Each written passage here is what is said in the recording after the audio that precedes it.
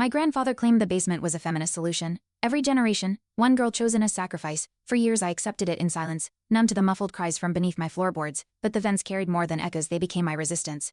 Last December, Evelyn Chamberlain was sentenced to 40 years in federal prison. The room she once ruled now stands as a crime scene. The silver anklet that marked us is melted into evidence. Subscribe so you don't miss what's next. When I was 8, Evelyn Chamberlain rang the selection bell during Christmas.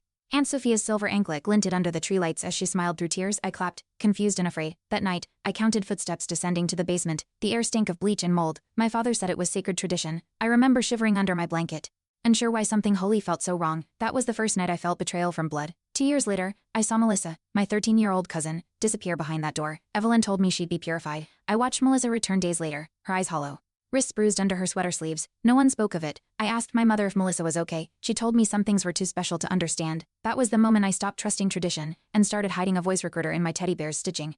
I found the tapes by accident, old recordings in Brian Miller's storage, whispered rituals, a crying girl begging for her mother. I played them over and over until I memorized every word. Evelyn's voice echoed in commands. It made my skin crawl. I contacted Elena Brooks through a survivor forum. She remembered the smell of lemon bleach. We began charting dates, names, and roles. We're not crazy, she told me. For once, I believed it. I confronted Vera Linwood, my older cousin. Her silence was a wall until I showed her Melissa's medical records. You think I didn't know? She hissed. Her hands trembled. Then she opened her laptop, revealing files labeled chains, photos, transcripts, family maps. They made me archivist, she said bitterly. We made a pact, resistance within. I handed her a new burner phone. She handed me a list of names. Every one of them wore silver once. During a birthday gathering, Evelyn announced Nina Caldwell as the next chosen. My blood ran cold. Nina was only 10. I nodded politely, then slipped away to the vent shaft. I placed a recording device there, disguised inside a toy. That night, I heard Evelyn's prayers, coded commands and schedules. I sent the audio to Brian. This isn't just tradition, he said. It's systemic abuse. I finally had proof, but I still feared what it would cost. Vera and I created a safe drop at the old community center.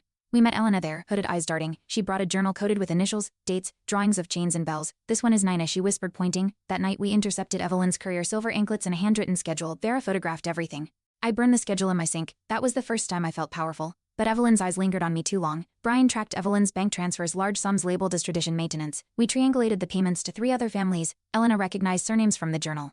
It's bigger than we thought, she muttered. We planted decoy files in Evelyn's safe, hoping she'd take the bait. Days later, she confronted me, calm but piercing. Curiosity is dangerous, Laurel. I smiled. So is silence. That night, I moved Nina into my apartment. No one would touch her again, not while I breathed. Evelyn showed up at my doorstep with a casserole dish and a warning. You've endangered our legacy, she said softly. I invited her in. Hidden cameras recorded every word. You'll burn in history books, I told her. She smiled like a queen. We write the books, Laurel, but her voice cracked. That's when I knew she feared me. Nina watched from behind the hallway wall. Her little fists were clenched. That was our turning point. Evelyn showed up at my doorstep with a casserole dish and a warning.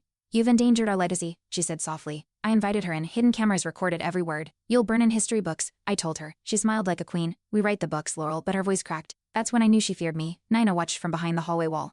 Her little fists were clenched. That was our turning point. We broke into the Chamberlain basement at midnight. Dara picked the lock while Elena kept watch. The room was cleaner than memory allowed, bleached walls, polished floor, but the air was heavy metallic.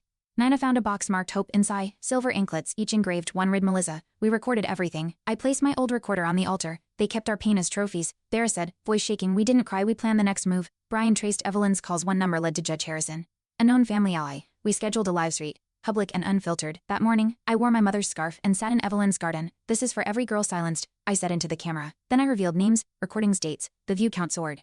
Within hours, agents arrived. Evelyn's roses wilted beside her as she was handcuffed. Nina watched from the window. She didn't blink once. In court, Evelyn denied everything. Family traditions are misunderstood, she declared. But when we played the basement audio, silence swallowed the room. The jury's faces froze. Vera read Melissa's journal aloud, each entry a scream on paper. Nina testified last. They called it honor, she whispered. It felt like death. The room trembled with rage. Evelyn stared at us, lips pursed. But her eyes betrayed her. For the first time, she looked small, contained, mortal. The jury returned in 4 hours. Guilty on all counts. Evelyn clutched her pearls like armor. When the sentence was read, 40 years, she gasped. Not for herself, but for the legacy lost.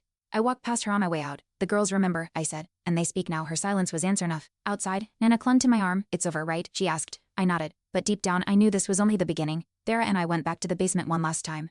With a sledgehammer, we destroyed the altar. Elena filmed it, every crack, every blow. No more shrines to suffering, I said. Nana watched from the stairs, holding Melissa's journal. We burned the old blueprints next. The smell was acrid, but cleansing. That night, I dreamed of silence, pure, not forced. The basement, stripped of meaning, became just a room, and for the first time, it felt empty. The media swarmed, but we stayed quiet. Vera leaked documents anonymously. Elena published under a pseudonym. I changed my number. We protected Nina fiercely. Survivors from other towns reached out, Sarah, Maria, Jamila, each with their own chain stories. The silver wasn't just ours. It's everywhere, Brian warned. I looked at Nina, who now wore plastic beads. Then we break every link. I replied we weren't done. We were just getting louder, stronger, and finally believed. We thought Evelyn's conviction would be the end. But Brian uncovered financial ties to 3 federal judges and 2 law firms. The abuse had legal protection. Vera found sealed documents connecting our family to lobbying groups. They funded laws protecting the ritual, she said. My stomach turned. The silver anklet wasn't just family, it was systemic. Elena traced survivors back 4 generations. They buried truth in law books, she said. We had only cracked the cover. One letter changed everything. Sarah from Idaho sent us a list of names, 87 families across 7 states. All wore silver. All claimed to be keepers. Elena cried reading it. We were just one cell. Nina asked what that meant. Like a spitter bear, I explained, each strand woven to trap. We realized the truth. Evelyn wasn't a queen, just a cog. And that meant there were others still ruling. The real matriarchs had yet to fall. Brian decrypted a server from an old law firm's archives. Inside ritual handbooks, grooming scripts, communication templates. It was chilling. This isn't tradition, he said. It's a franchise. Elena linked it to a wellness nonprofit promoting female renewal retreats. They used silver bracelets as passes. Vera gasped. That's where they took Melissa. We mapped addresses, found retreat centers in 4 states. Nina listened quietly, then said, let's burn it all down. We didn't argue. We mobilized. We coordinated survivors into task forces. Each cell documented evidence, leaked files, found allies in media. We worked in codes, shared burner phones, and met only in pairs. Dara published under the name Silver Unchained. Elena hosted encrypted group calls and Nina created digital posters. Soon, protests formed outside retreat centers. The nonprofit shut down its website. But the silence meant something worse. They were running. Good, I said. Let them run. We'll find every last one. An anonymous tip led us to an old farmhouse in Georgia. Inside, rows of silver items hung like trophies. Bracelets, anklets, even combs, all engraved. We filmed everything. Vera found a ledger. They auctioned girls. She whispered. My knees gave out. Elena wrapped a blanket around me. Ina stood still, staring at a bracelet with her name. They planned for me, she said flatly. Rage filled the room. We weren't just fighting memory. We were hunting predators. We launched a national database, Operation Chainlight. Survivors submitted anonymous records. Within weeks, over 1,000 entries poured in. Judges, therapists, priests' names appeared repeatedly. It was overwhelming. Vera collapsed one night, sobbing. There's too many. I held her. Then we go one name at a time. Nina drew a map in crayon circles for each state. Start here, she said, pointing to Georgia. We weren't just survivors anymore. We were an organized resistance. A revolution in silver. At a university archive, Elena uncovered a manifesto titled Sisterhood Doctrine.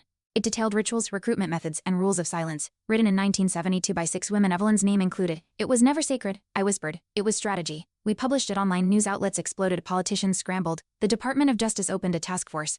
But threats followed. Vera's car was vandalized. Brian found a tracker under his truck. We didn't flinch. We fortified. Fear couldn't touch purpose. Brian and her sealed court settlements. Survivors paid off for silence. One name kept preparing. Judge Caroline Ames. She'd dismissed over 30 abuse cases. Elena posed as a paralegal and recorded a meeting with her. Caroline admitted, we couldn't risk the network unraveling. That audio spread like wildfire. Within days, she resigned. The system had cracks now, Vera wrote. Justice is louder when it's echoed. Nina printed it on t-shirts, silver of course. The fight was now visible. At a survivor conference, we met Jamila, who'd infiltrated another renewal group. She brought photographs, ledgers, and coded chants. They were brain-dead. She said, same chains, new names. Elena compiled the data into a timeline. Vera built an app chain tracker. It marked safe spaces, known abusers, and suspicious organizations. Downloads hit 10,000 in a week. Nina held the phone, scrolling. We're lighting the map. She said this wasn't just exposure, it was navigation. We gave survivors direction. Operation Chainlight gained momentum. Universities hosted panels. Lawmakers held hearings. Brian testified before Congress. He held up Melissa's journal. They wrote the screams in cursive.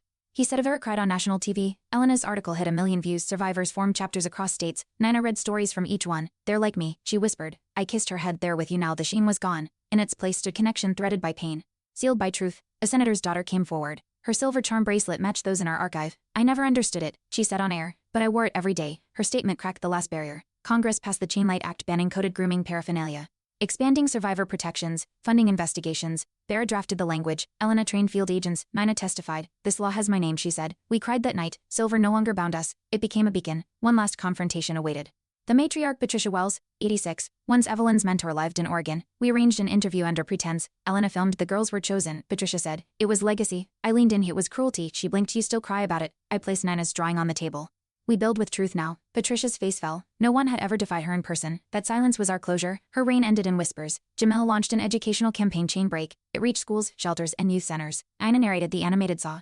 If someone gives you silver and says it's a secret, tell someone, she said. Kids listened to parents ask questions. Elena compiled a curriculum of Vera-trained counselors. Brian spoke at precincts. Chain Break became national. Survivors sent thank you notes. One raid, you saved my sister. That day, I opened the silver box and finally removed my anklet. I mailed it in. Elena started a podcast. The Basement Tapes. Each episode featured a survivor. Their stories were rough, funny, angry, heartbreaking. Mina designed the logo, a cracked anklet. Farah handled editing. I wrote scripts. Within weeks, it topped charts. Listeners sent bracelets now broken in envelopes. Thank you for naming it, they wrote. We thought we were alone. We weren't therapists, but we gave them voice. The silence that once hurt us became the fuel that helped others heal. A documentary crew followed us for months. They captured healing and breakdowns. Nina showed them her drawings, each girl in color, no chains. Vera broke down on camera, holding Melissa's journal. She didn't get this ending, she said. The premiere aired nationally. Survivors watched in shelters, classrooms, prisons. One scene, our first hug after the verdict, trended. That's what freedom looks like. Someone tweeted, I kept that screenshot. Proof that our truth, once buried, now reached the world. Our final leak came from inside a young intern at the Office of Child Services. She uploaded over 200 redacted files. Elena cross-referenced them with chain-light entries. They knew, she whispered. Foster systems, adoption agencies, all touched. Vera went silent for hours. When she spoke, it was fire. This isn't exposure, it's revolution. We released the files at midnight. Hashtags exploded. Nina slept through it. I watched her chest rise. We'd built something she could sleep under. We opened the Chainlight Center 6 months later. A sanctuary, archive, and training hub. Elena curated survivor art. Farrah led strategy. Brian taught digital forensics, and Nina planted a garden. I gave tours. Pausing at the display, melted anklets fused into a sculpture. They tried to mark us, I told visitors. Now we mark history every day. Someone new walked through that door trembling. Hopeful, alive. We didn't just end the cycle. We redefined what legacy meant. Elena sleeps soundly now. No more hospital visits. Ina paints murals, girls running barefoot through forests. Vera laughs more. Though the pain never fully fades, Brian got remarried.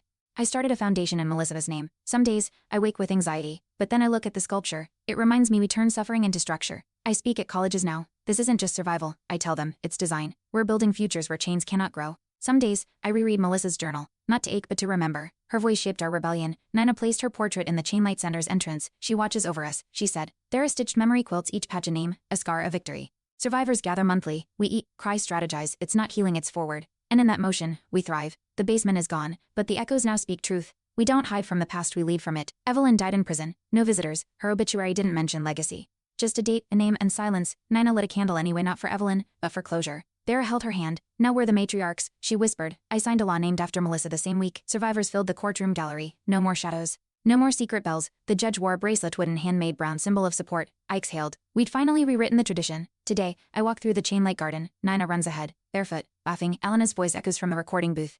Vera arranges fresh quilts in the reflection room. Brian teaches interns how to trace metadata. A group tour enters, some survivors, some students. I welcome them with open arms. This place used to hide girls, I say. Now it lifts them. The silver sculpture glints under the sun.